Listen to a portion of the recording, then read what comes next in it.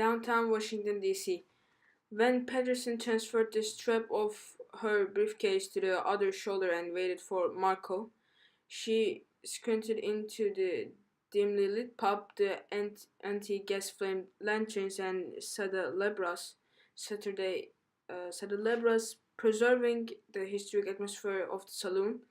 This late on a Saturday evening, Van knew Old Everett's Grill would be free of all the politicos who usually hung out there, which would make it both possible and would please her friend, Maggie Odell, who seemed to hate the political atmosphere of the district.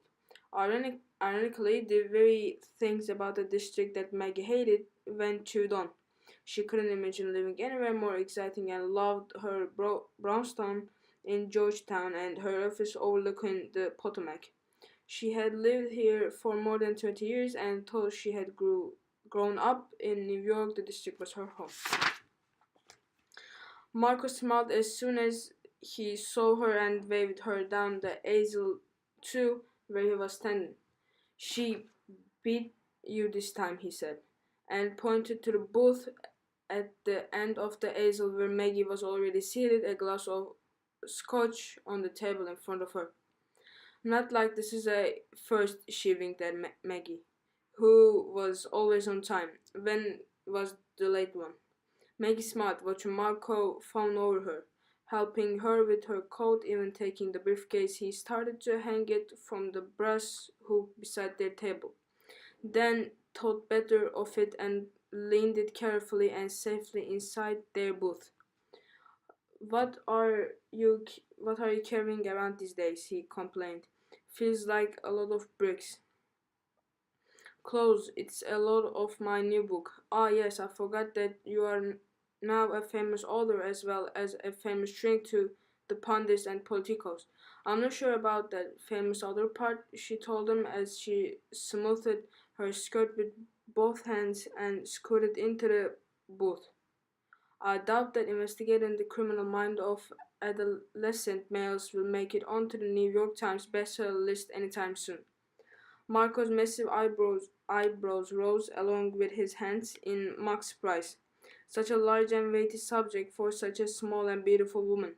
Now, Marco, every time you flatter me like that, I end up ordering cheesecake. Sweets for the sweet seems appropriate. This time, Van rolled her eyes at him. He painted her shoulder and headed off to greet a pair of Japanese men waiting at the door. Sorry, she said to Maggie. We go through this every time. It must pay off. He gave us the best booth in the place. Van sat back and took a long at her friend. Maggie seemed pleasantly amused by the whole charade. Maybe it was simply the effects of the scotch, because when Maggie had called earlier, she had sounded depressed, almost pained and stricken. She had told Van she was in the city and wanted to know if she had time for dinner. Van knew her friend had to be working. Maggie lived in Virginia, almost an hour away. In one of the district's richest suburbs, she seldom drove into the city for recreation, least of all on the spur of the moment. How did the book signing go? Maggie sipped her scotch and then caught herself wondering if it was her first. Maggie noticed. Don't worry, this is my one and only. I need to drive home later. The signing went well, she said, deciding to bypass an opportunity to lecture Maggie about her newly acquired habit.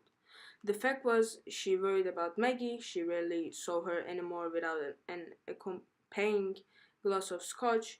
I'm always surprised how many people are interested in the strange and twisted minds of criminals.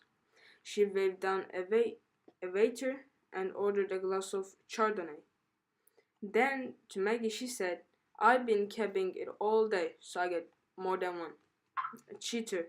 Ben was relieved that Maggie could still joke about it, especially after their last dinner together when Ben had suggested Maggie needed the scotch more than she wanted it. Ben had gotten off with only a glare that told her to butt out, useless really. Maggie was stuck with her friendship and with it.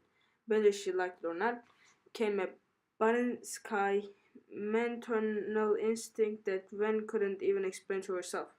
Ven was 15 years older than Maggie, and ever since the two met back when Maggie was a forensic intern at Quantico and Ven a consulting psychologist, Ven had felt a protectiveness toward Maggie that she had never experienced before. She had always believed she didn't have a maternal bone in her body, but for some reason she became the proverbial mama bear, ready to claw the eyes out of anyone who attempted to hurt Maggie. Now, Ven showed her many aside, ready to play psychologist, friend, and mother, she hadn't learned how to separate those roles.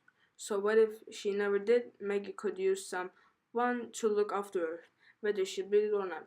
What brought you to the city? Something at headquarters. Maggie worked out of Quantico in behavioral science unit and rarely made it to FBI headquarters and 9th and Pennsylvania Avenue. Maggie nodded.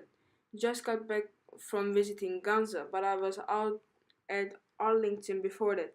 Today was Agent Delaney's funeral. Oh, Maggie, I didn't realize it. Ven watched her friend, who was doing an excellent job of avoiding Ven's eyes, sipping her scotch, rearranging the cloth napkin on her lap.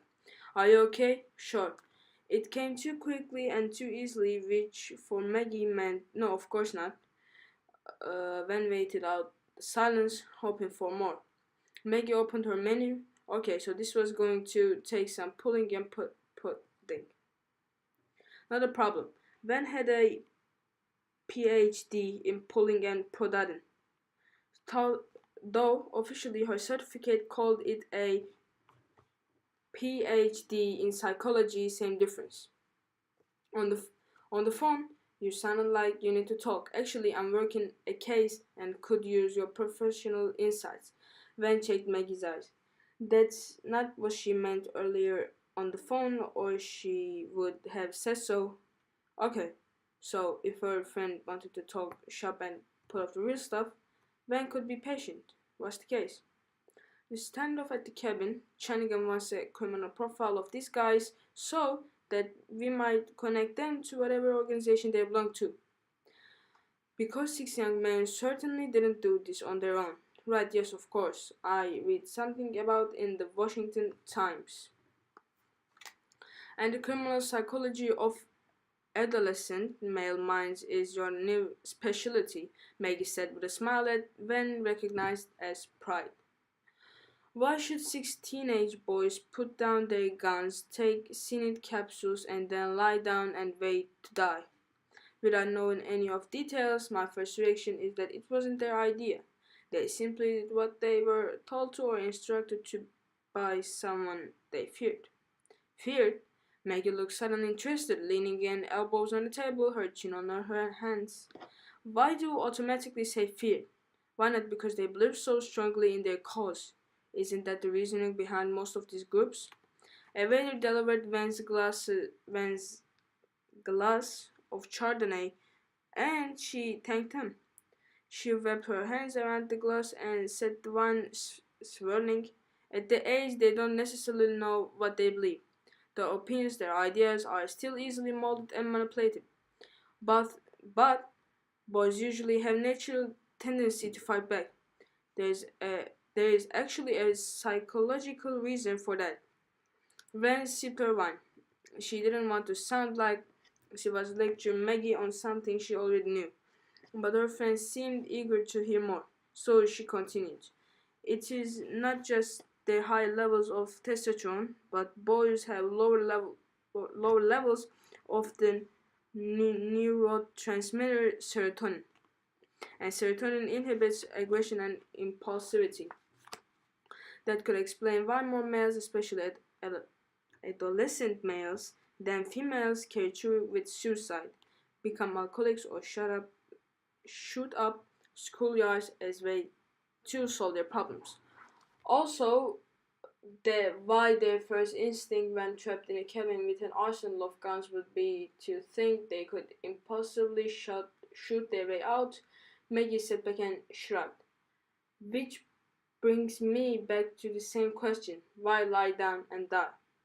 Which brings me to my same answer, when smart fear someone may have had them convinced they had no alternative.